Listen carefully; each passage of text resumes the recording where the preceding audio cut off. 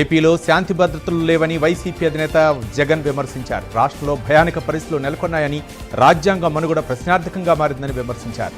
ప్రజలకు ఇచ్చిన హామీలు అటకెక్కాయన్నారు. బాబు షూరిటీ, మోసం గ్యారంటీ అని విమర్శించారు. వైసీపీ నేతలపై తప్పుడు కేసులు పెట్టి అరెస్టులు చేస్తున్నారని మండిపడ్డారు వైఎస్ జగన్.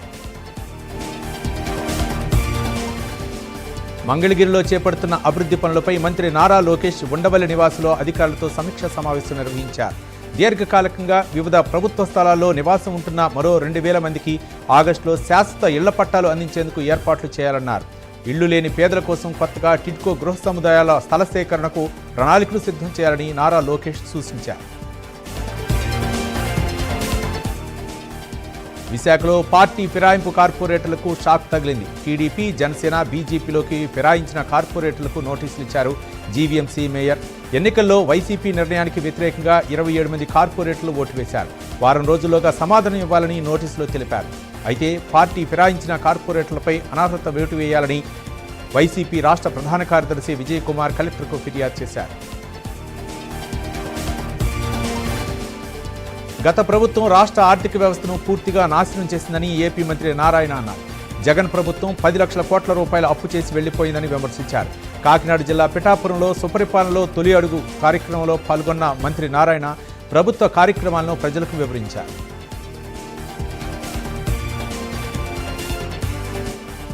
కాంగ్రెస్ ప్రభుత్వంపై ఎమ్మెల్సీ కవిత ఫైర్ అయ్యారు. ఒక్కరు కాదు, ఇద్దరు కాదు, ఇప్పటి వరకు 95 మంది విద్యార్థుల ప్రాణాలను రేవంత్ రెడ్డి ప్రభుత్వం బలి తీసుకుందని ఆరోపించారు. గురుకులాలు, కేజీబీవీలు, సంక్షేమ హాస్టల్లో విద్యార్థుల మరణాలను ఆపేందుకు ఎలాంటి ప్రయత్నాలు చేయకపోవడం విచారకరమన్నారు. ఇకనైనా విద్యార్థుల మరణాలను అరికట్టేందుకు ప్రయత్నించాలని ఎక్స్ వేదికగా ఎమ్మెల్సీ కవిత తెలిపారు. మంత్రి శ్రీధర్ బాబు మానవత్వాన్ని చాటుకున్నారు. ఓ కార్యక్రమం ముగించుకొని తిరిగి వెళ్తుండగా కేబుల్ బ్రిడ్జి సమీపంలో ఓ యువకుడు తీవ్ర గాయాలతో కనిపించాడు. చలించిపోయిన మంత్రి వెంటనే క్షతగాత్రుడిని ఆసుపత్రికి తరలించారు.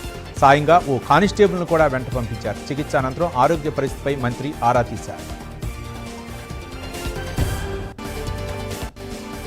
ఆదాయానికి మించి ఆస్తుల కేసులో ఇరిగేషన్ శాఖ మాజీ ఈఎన్సీ మురళీధర్ రావును కోర్టు 14 రోజుల రిమాండ్ విధించింది. దాంతో ఆయన్ను పోలీసులు చెంచల్గూడ జైలుకు తరలించారు. ఆదాయానికి మించిన ఆస్తుల కేసులో మురళీధర్ రావును ఏసీబీ అధికారులు అరెస్ట్ చేశారు.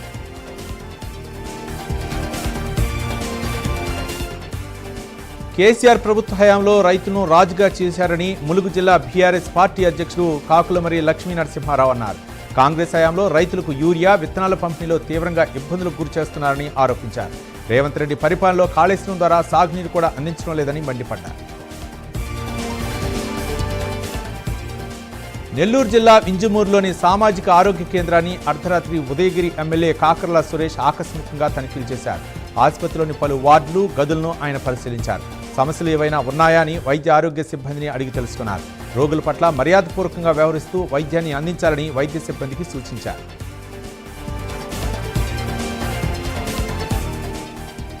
భద్రాద్రి రామయ్య సన్నిధిలో 1 కోటి తలంబ్రాల విత్తన వరి ధాన్యానికి ప్రత్యేక పూజలు నిర్వహించారు. తూర్పుగోదావరి జిల్లా కోరుకొండ గ్రామానికి చెందిన శ్రీ కృష్ణ చైతన్య సంఘం భక్త బృందం ఆధ్వర్యంలో 1 కోటి తలంబ్రాల విత్తన ధాన్యానికి ప్రత్యేక పూజలు నిర్వహించారు.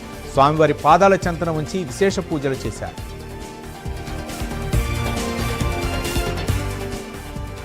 తిరుమల శ్రీవారి ఆలయంలో సాలకట్ల అణివార ఆస్థానం శాస్త్రోక్తంగా జరిగింది. ఈ కార్యక్రమానికి Tirumala Pedda Jeeyar Swamy, Chinna Jeeyar Swamy, TTD chairman BR Naidu, EO Shyamala Rao పాల్గొన్నారు. ఘంటా మండపంలో సర్వభూపాల వాహనంలో ఉభయ దేవేరులతో కూడిన మలయప్ప స్వామి గర్భవంతుని అభిముఖంగా కొలువుదీరారు. రాజన్న సిరిసిల్ల జిల్లా వేములవాడలోని శ్రీ రాజరాజేశ్వర స్వామిని ఎమ్మెల్సీ అద్దంకి దయాకర్ దర్శించుకున్నారు. స్వామివారిని దర్శించుకుని ప్రత్యేక పూజలు చేశారు. అనంతరం వారికి ఆలయ అర్చకులు తీర్థ ప్రసాదాలు అందజేశారు. రాజన్న ఆలయ అభివృద్ధికి ప్రభుత్వం కట్టుబడి ఉందన్నారు అద్దంకి దయాకర్. ఖమ్మం జిల్లాలో దత్తత పేరుతో ఓ మైనర్ బాలికను తీసుకెళ్లి లైంగిక వేధింపులకు పాల్పడిన ఘటన ఆలస్యంగా వెలుగులోకి వచ్చింది. బాలిక 2 సార్లు గర్భం దాల్చగా నిందితుడు రమేష్ బలవంతంగా అబార్షన్ చేయించాడు. నిందితుడిపై చర్యలు తీసుకోవాలని బాలిక తల్లి కోరింది. శ్రీ సత్యసాయి జిల్లా నల్లమడ బీసీ బాలుర సంక్షేమ వసతి గృహంలో మౌలిక వసతులు లేక విద్యార్థులు తీవ్ర ఇబ్బందులు పడుతున్నారు. కార్పొరేట్ స్కూళ్లకు ధీటుగా ప్రభుత్వ బడులను తీర్చిదిద్దుతామని చెబుతున్న ప్రభుత్వం వసతి గృహాలను ఎందుకు పట్టించుకోవటం లేదని సిపిఎం మండల కార్యదర్శి ప్రశ్నించారు. కూకట్పల్లి జోన్ గాజుల రామారం సర్కిల్లో వన మహోత్సవ కార్యక్రమాన్ని నిర్వహించారు. ఈ కార్యక్రమంలో కమిషనర్ ఆర్వి కర్ణన్, మేయర్ పాల్గొని మొక్కలు నాటారు.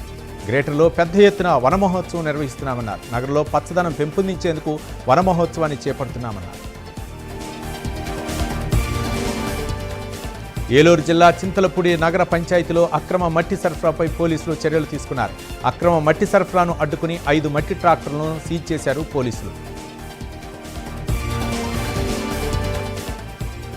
ఏలూరులో ఆంధ్రప్రదేశ్ రైతు సంఘం ఆధ్వర్యంలో సాగునీరు కోసం రైతులు, కౌలు రైతులు ధర్నా చేశారు. కృష్ణా డెల్టా శివారు ప్రాంత భూములకు సాగునీరు అందించాలని డిమాండ్ చేశారు. అధికారులు స్పందించకపోతే ఏలూరు, కైకలూరు రోడ్డును దిగ్బంధనం చేస్తామని హెచ్చరించారు. సాగునీరు అందక వరి నారుమళ్లు ఎండిపోతున్నాయని ఆవేదన వ్యక్తం చేశారు రైతులు. కాకినాడ జిల్లా పిఠాపురం నియోజకవర్గంలో గంజాయి రవాణా చేస్తున్న గ్యాంగ్ను పోలీసులు పట్టుకున్నారు. గొల్లప్రోలు శివారు ప్రాంతం లేఅవుట్లో మైనర్ బాలుడితో సహా 5గురిని అరెస్ట్ చేశారు. వారి వద్ద నుండి 4 కిలోల గంజాయి, ఒక మోటార్ సైకిల్ను స్వాధీనం చేసుకున్నారు పోలీసులు. నంద్యాల జిల్లా శ్రీశైలం మండలం లింగాలగట్టు జలాశయంలో మత్స్యకారుల మధ్య ఘర్షణ చోటు చేసుకుంది. జలాశయం ముందు భాగంలో చేపలు పట్టే విషయంలో ఇరు వర్గాల మధ్య వివాదం చెలరేగింది. దీంతో ఆగ్రహానికి లోనైన మత్స్యకారులు ఒకరిపై మరొకరు కర్రలతో దాడి చేసుకున్నారు. ఈ దాడిలో పలువురు మత్స్యకారులకు స్వల్ప గాయాలయ్యాయి. విశాఖ ఉక్కు నగరంలోని విమలా విద్యాలయం తెరుచుకోకపోవడంపై విద్యార్థుల తల్లిదండ్రులు ఆందోళన వ్యక్తం చేస్తున్నారు.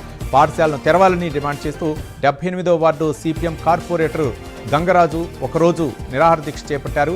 ఆయనకు పలు కార్మిక సంఘాలు, విద్యార్థుల తల్లిదండ్రులు మద్దతుగా ఉన్నారు.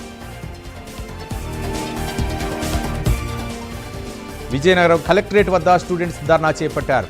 ఆఫ్లైన్లో డిగ్రీ సీట్లను భర్తీ చేయాలని, పెండింగ్ స్కాలర్షిప్లను వెంటనే మంజూరు చేయాలని డిమాండ్ చేశారు. ఎస్ఎఫ్ఐ ఆధ్వర్యంలో ఆందోళనకు దిగారు. వెంటనే సమస్యలను పరిష్కరించాలన్నారు. వరంగల్ జిల్లా వర్ధన్నపేట పరిధిలో డీసీ తండా వద్ద చైన్ స్నాచింగ్ కలకలం రేపింది. బూక్యా పూరి అనే మహిళా మెడలో నుంచి 3 తులాల బంగారు గొలుసును దుండగులు లాక్కెళ్లారు. బాధితురాలు జాతీయ రహదారిపై కూల్ డ్రింక్ షాప్ నిర్వహిస్తోంది. ఈ క్రమంలో దుండగులు స్కూటీపై వచ్చి మహిళ మెడలో నుంచి 35 గ్రాముల బంగారు పుస్తల తాడును లాక్కుని పరారయ్యారు. కృష్ణా జిల్లా అవినిగడ్డ మండలం పులిగడ్డ వద్ద రోడ్డు ప్రమాదం చోటు చేసుకుంది. పులిగడ్డ వద్ద ఆటోను ఓ ట్రక్ ఢీకొట్టింది. ఈ ప్రమాదంలో 5గురికి తీవ్ర గాయాలు కాగా ఆసుపత్రికి తరలించారు. మెరుగైన చికిత్స కోసం ఇద్దరిని మచిలీపట్నం ప్రభుత్వ ఆసుపత్రికి తరలించారు. నెల్లూరులోని సెంట్రల్ జైలు నుంచి ఖైదీ పరారయ్యాడు. ఓ మర్డర్ కేసులో శిక్ష అనుభవిస్తున్న ఇండ్ల సురేష్ సత్ప్రవర్తనపై త్వరలో విడుదల కానుండగా ఇంతలోనే ఓపెన్ జైలు నుంచి తప్పించుకున్నట్లుగా తెలుస్తోంది. మేడిపల్లిలో ఉప్పల్ ఎలివేటెడ్ ఫ్లైఓవర్ నిర్మాణ పనులను పరిశీలించడానికి వెళ్లిన మంత్రి కోమటిరెడ్డి వెంకటరెడ్డి ఓ మహిళ కలిసి ఆవేదన వ్యక్తం చేసింది. గత ఏడాది ఫిబ్రవరిలో తన తమ్ముడిని ఎవరో హత్య చేసి యాక్సిడెంట్గా చిత్రీకరించారని, ఆ కేసును ఇంతవరకు ఎవరూ పట్టించుకోలేదని తెలిపింది. మహిళ ఆవేదనను అర్థం చేసుకున్న మంత్రి వెంటనే ఆ కేసును పరిశీలించాలని అక్కడ ఉన్న పోలీసుల్ని ఆదేశించారు. పశ్చిమ గోదావరి జిల్లా పాలకోడేరులో దారుణం జరిగింది. తన భర్తతో వివాహేతర సంబంధం పెట్టుకుందన్న కోపంతో భార్య, ఆమె తరపున బంధువులు ఓ మహిళను సిమెంటు స్తంభానికి కట్టి చిత్రహింసలకు గురిచేశారు. విషయం తెలుసుకున్న పోలీసులు సంఘటనా స్థలానికి చేరుకున్నారు. మహిళను విడిపించి ప్రభుత్వ ఆసుపత్రికి తరలించారు.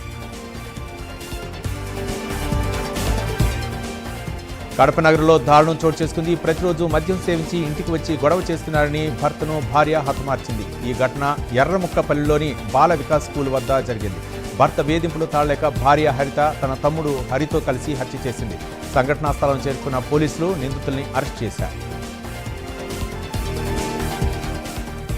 వివాహేతర సంబంధం పెట్టుకుందని భార్యను భర్త హత్య చేసిన ఘటన నంద్యాల జిల్లాలో చోటు చేసుకుంది. అభాండా తండాకు చెందిన కవిత, శివకృష్ణ కుండలో అమ్ముకుంటూ జీవనం సాగించేవారు. ఈ క్రమంలో అక్కడే ఉన్న ఆటో డ్రైవర్ వీరాంజనేయులతో వివాహేతర సంబంధం పెట్టుకున్నారు. విషయం తెలుసుకున్న శివకృష్ణ ఆమెను చంపేసి అనంతరం అక్కడి నుంచి పారిపోయారు. నిందితుల కోసం పోలీసులు గాలిస్తున్నారు.